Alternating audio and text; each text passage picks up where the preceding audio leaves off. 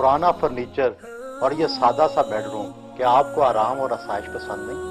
اس میں ہر طرح کا آرام اور آسائش مجھے حاصل ہے۔ بیڈ ہوتا ہے سونے کے لیے، وہ مہیا ہے۔ کچھ کسی وقت علیحدگی میں بیٹھ کر لکھنا پڑھنا ہو تو یہ ٹیبل موجود ہے۔ یہ جو میرا جس پر آپ بیٹھے ہیں صوفہ، یہ بھی صوفہ کم بیڈ ہے۔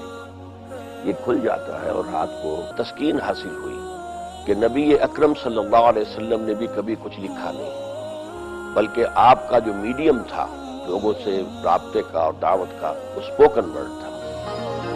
ایک قرآن اکیڈمی ہے، ایک قرآن کالج ہے، جس میں ہم گریجویشن کراتے ہیں لوگوں کو، لیکن عربی اور قرآن اس میں ہم نے لازم سبجیکٹس رکھے ہیں۔ ایک ہمارا 1 ایئر کورس چلتا ہے ایڈلٹس کے لیے، کوئی ڈاکٹر ہیں، کوئی انجینئر ہیں، انہوں نے دنیاوی تعلیم حاصل کی ہے لیکن دینی تعلیم سے بالکل بے بہرا ہے، تو ہم 1 سال کے لیے انہیں یہ سب انجو ان کے پاس ہے۔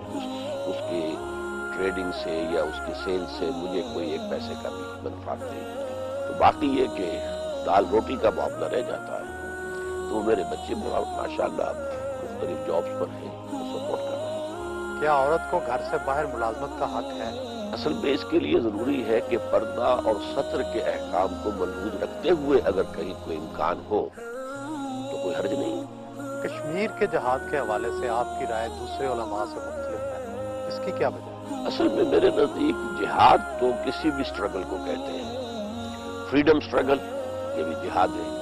یہ جو کچھ آج کل ہو رہا ہے، یہ ہم جہاد کے لفظ کو استعمال کر لیتے ہیں، تو کشمیر کا معاملہ بھی یہ ہے کہ یہ کشمیر کے لوگوں کو ہندوستان سے آزادی حاصل کرنے کی جدوجہد کرنے کا حق حاصل ہے، لیکن اس میں بھی ایک رائے ہو سکتی ہے۔ میری رائے یہ ہے کہ اگر وہ ہتھیار نہ اٹھاتے تو بہتر تھا، پولیٹیکل موومنٹ لے کر چلتے ہیں۔ پولیٹیکل موومنٹ میں اگر کوئی 1 لاکھ کا جلوس نکلے اور اس کے اوپر فائرنگ ہو اور 100 آدمی مارے جائیں تو اس کا پوری دنیا کے اندر ایفیکٹ جو ہوگا وہ بہت مختلف ہوگا۔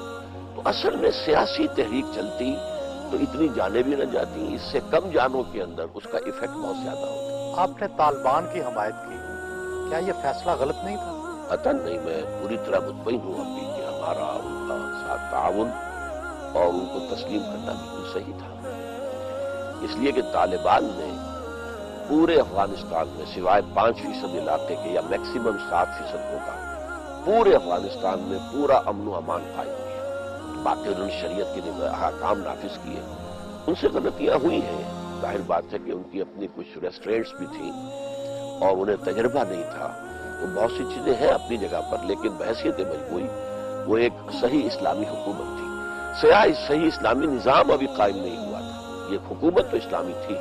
آپ نے جماعت اسلامی کیوں چھوڑی تھی؟ جماعت اسلامی کو میں نے جوائن کیا تھا یہ سمجھ کر کہ یہ ایک اصولی اسلامی انقلابی جماعت ہے اور اس کا جو طرز عمل ہے وہ انقلابی ہے، اور یہی بات ہے کہ سیاست میں اس نے سن 41 میں یہ قائم ہوئی اور اس نے کسی سیاست میں حصہ نہیں لیا، کسی الیکشن میں حصہ نہیں لیا، یہاں تک کہ سن 46 کا جو بہت ہی زیادہ اہم الیکشن تھا جس کے نتیجے میں پاکستان وجود میں آیا، اس میں بھی حصہ نہیں لیا، ووٹ بھی نہیں ڈالے، نہ اس کے لیے کوئی کسی کو سپورٹ کیا۔ پاکستان میں آ کر انہیں محسوس ہوا کہ یہاں اب پولیٹیکل جو ہے ویکیوم ہے، اور ہم ذرا پاکستان کا جو نعرہ تھا، پاکستان کا مطلب کیا، لا الہ الا اللہ، اسے ہم اون کر کے تو ہم اگر انتخابات میں آئیں تو جلدی ہم اقتدار پر پہنچ جائیں گے۔ تو جب جماعت نے وہ راستہ اختیار کر لیا اور مولانا مودودی مصر رہے، حالانکہ خاصی مؤثر جماعت کے اندر یہ رائے آ گئی تھی سامنے کہ یہ ہم غلطی کر بیٹھے ہیں، ہمیں واپس ہونا چاہیے، لیکن مولانا جو ہے اپنے اس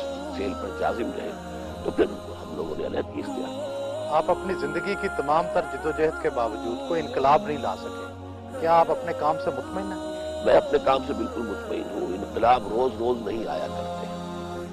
یوں سمجھیے کہ انبیاء کرام میں سے بھی صرف ایک شخصیت ہے حضور صلی اللہ علیہ وسلم کی جن کے دست مبارک سے ایک انقلاب برپا ہوا، اور یہ انقلاب ایک مرتبہ اور آنا ہے، جس کی خبر دی ہے محمد الرسول اللہ صلی اللہ علیہ وسلم نے، اور وہ جب ہوگا تو پوری دنیا پر خلافت کا نظام قائم ہوگا، لیکن یہ انقلاب میرے نزدیک کئی نسلوں میں مکمل ہوگا۔